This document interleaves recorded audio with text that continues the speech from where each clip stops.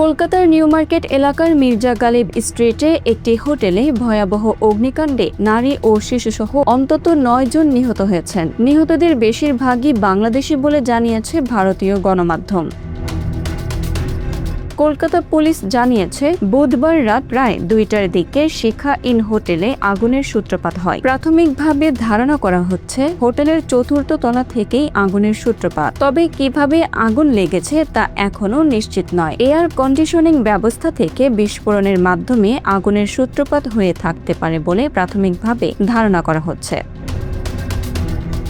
আগুনের খবর পেয়ে ঘটনাস্থলে ছুটে যায় দমকল বাহিনী। পরে উদ্ধার কাজে যোগ দেয় স্থানীয় দুর্যোগ ব্যবস্থাপনা দল। পুলিশ জানায়, হোটেলের ভেতর থেকে প্রায় ৬০ জনকে উদ্ধার করা হয়েছে। তাদের মধ্যে ৯ জনকে অচেতন অবস্থায় পাওয়া যায়। হাসপাতালে নেওয়ার পর চিকিৎসকরা তাদের মৃত ঘোষণা করেন। নিহতদের মধ্যে ২ নারী ও একটি শিশু রয়েছে।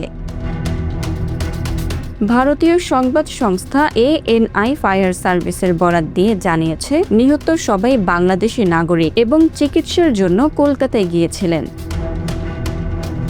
Bangla affairs news desk.